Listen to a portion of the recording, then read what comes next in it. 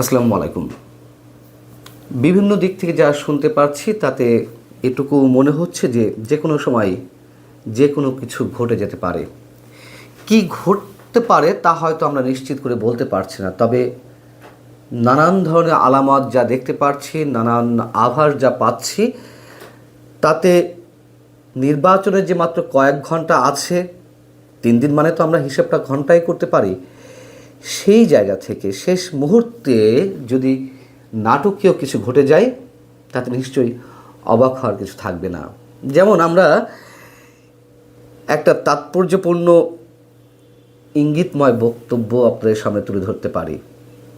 Doctor Debapriya Bhattacharya, দেশের অন্যতম শীর্ষ অর্থনীতিবিদ, যাকে অনেকে বলেন যে 111-এর কারিগরদের অন্যতম বলতেই পারেন, তা নিয়ে বিতর্ক রয়েছে। যাই হোক, ডক্টর দেবপ্রিয় ভট্টাচার্য রোববার রাজধানীতে একটি অনুষ্ঠানে কী মন্তব্য করেছেন তা অবশ্যই আমাদের একটু বিবেচনা নেওয়া দরকার।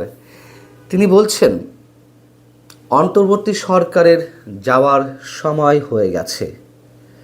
তাদের যতটুকু সংস্কার করার সুযোগ ছিল, যেটুকু সংস্কার করার জায়গা ছিল, যেটুকু বিচার করার জায়গা ছিল, ওনাদের দম ফুরিয়ে এসেছে। সরকারের যেটুকু সক্ষমতা, যেটুকু সম্ভাবনা, তা শেষ সীমায় চলে গেছে।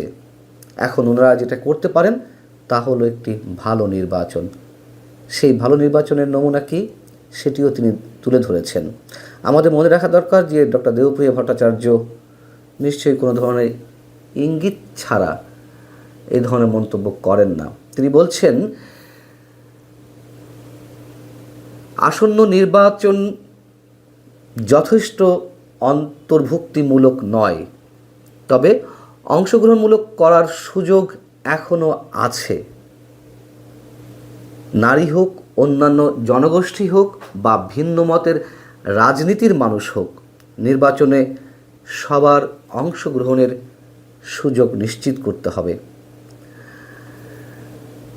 মাত্র 90 থেকে 100 ঘন্টা আগে বা 3 দিন আগে ডক্টর দেবপ্রিয় ভট্টাচার্য যখন বলছেন যে এখনও অংশগ্রহণের সুযোগ আছে অংশগ্রহণমূলক নির্বাচন করার, তার মানে কি আমরা কিছু মিন করতে পারি? তিনি বলছেন যে এই সরকারের সময় শেষ কিছুই করতে পারেনি, তবে শেষ মুহূর্তে একটা ভালো নির্বাচন বা অন্তর্ভুক্তমূলক নির্বাচন এই সরকার করতে পারে। এবং নিঃসন্দেহে তিনি ইঙ্গিত করেছেন আওয়ামী লীগকে অংশগ্রহণের সুযোগ দেওয়ার বিষয়টি। দেবপ্রিয় আরও যে কথাগুলো বলেছেন তার আর সামান্য অংশ শোনায় আপনাদেরকে। তিনি বলছেন, সরকারের সামনে ভালো কাজ করার শেষ সুযোগ এটি। এই সরকার যদি সর্বশেষ ভালো কাজটি যদি করে যেতে পারে, তাহলে ইতিহাসের পাতায় তাদের কিছুটা জায়গা পাওয়ার সুযোগ হলেও হতে পারে। এর আগে শনিবার Centre for Policy Dialogue CPD তারা একটি সংবাদ সম্মেলন করল। সংবাদ সম্মেলনের বক্তব্য, মেসেজটি কী ছিল তাও নিশ্চয়ই আমরা সবাই পেয়েছি। সেখানে 12 ফেব্রুয়ারি অনুষ্ঠেয় জাতীয় নির্বাচন থেকে আওয়ামী লীগকে বাদ দেওয়া হলে এই নির্বাচন অন্তর্ভুক্তিমূলক এবং গ্রহণযোগ্য হবে না আন্তর্জাতিক বিশ্বে, এই মন্তব্যই করা হয়েছে। সিপিডি মনে করছে যে একটি বিশ্বাসযোগ্য, অংশগ্রহণমূলক ও গণতান্ত্রিক নির্বাচন নিশ্চিত করতে হলে সব প্রধান রাজনৈতিক পক্ষ এবং তাদের সমর্থক ভোটারদের অন্তর্ভুক্ত করা জরুরি। তা না হলে নির্বাচনের ফলাফল নিয়ে দেশ বিদেশে প্রশ্ন ওঠার আশঙ্কা থাকবে। আবারও সেই প্রশ্ন করি, ডক্টর দেবপ্রিয় ভট্টাচার্য পার্সোনালি নিজের অবস্থান থেকে এই মন্তব্য করছেন রোববার, আর শনিবার তারই প্রতিষ্ঠান বলতে গেলে সিপিডি শনিবার এই মন্তব্য করল। আমি মাত্র কয়েকদিন আগে আপনাদের একটি বিশেষ গোয়েন্দা সংস্থা, মানে দেশের বাইরের একটি বিশেষ গোয়েন্দা সংস্থার প্রতিবেদনের কথা বলছিলাম যে ইলেকশন ইঞ্জিনিয়ারিং হবে। এটি যদি, মানে এটা বিভিন্নভাবে যেভাবে শোনা যাচ্ছে, যদি বিএনপি সেটি উপলব্ধি করতে পারে এবং উপলব্ধি করার পরেও যদি এই নির্বাচনে অংশ নিয়ে থাকে তাহলে সেটি হবে আত্মহত্যার শামিল।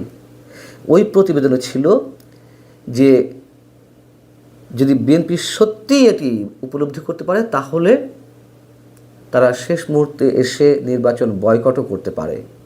নতুন তফসিল অনুযায়ী নির্বাচন হওয়ার সম্ভাবনা ওই প্রতিবেদনে উল্লেখ করা হয়েছে 30শে জুনের কথা, এবং সেই নির্বাচনে আওয়ামী লীগ সহই সবার অংশগ্রহণমূলক একটা জায়গা থেকে নির্বাচনটি অনুষ্ঠিত হবে।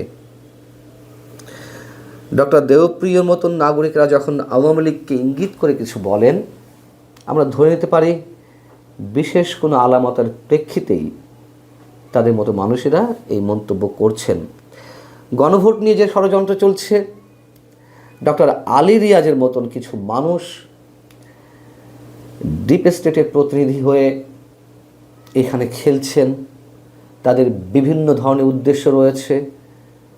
যুক্তরাষ্ট্রের অ্যাসাইনমেন্ট নিয়ে অথবা ডিপ স্টেটের অ্যাসাইনমেন্ট নিয়ে তারা এখানে অনেক কিছু করার চেষ্টা করছেন, এমন অভিযোগ এখন গুটি কয় মানুষের মধ্যে সীমাবদ্ধ নেই।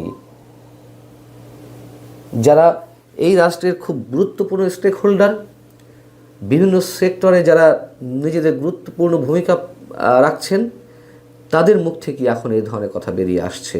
এবং যে ডিপি ওয়ার্ল্ডের সঙ্গে চট্টগ্রাম বন্দর ইজারা দেওয়াকে কেন্দ্র করে যা কিছু হয়ে আসছিল, সেখান থেকে সরকার পিছু হটেছে, এর আগে আমি আপনাদের জানিয়েছি। এবং শেষ মুহূর্তে এসে আরও অনেক ধরনের বিতর্কিত বিষয় রয়েছে, সম্ভবত সরকার সেগুলো সামাল দিতে পারবে না। এবং অনেকেই বলছেন এর চেয়েও যদি ভয়ঙ্কর কিছু ঘটে যায়, যা আমরা অনুমান করছি, নির্বাচন পিছিয়ে যেতে পারে, নির্বাচন নাও হতে পারে। আমরা চাই একটি সুষ্ঠু নির্বাচন হোক, আমরা এখনও চাই আমাদের আশঙ্কাগুলো সত্য জায়গায় পরিণত না হোক, এটি আমরা চাই। কিন্তু যেই আশঙ্কা আরও তীব্র হচ্ছে, নির্বাচন শুধু পিছিয়ে যাওয়াই নয়, এর চেয়েও যদি ভয়ঙ্কর কিছু ঘটে, তাতেও নিশ্চয়ই অবাক হওয়ার কিছু থাকবে না।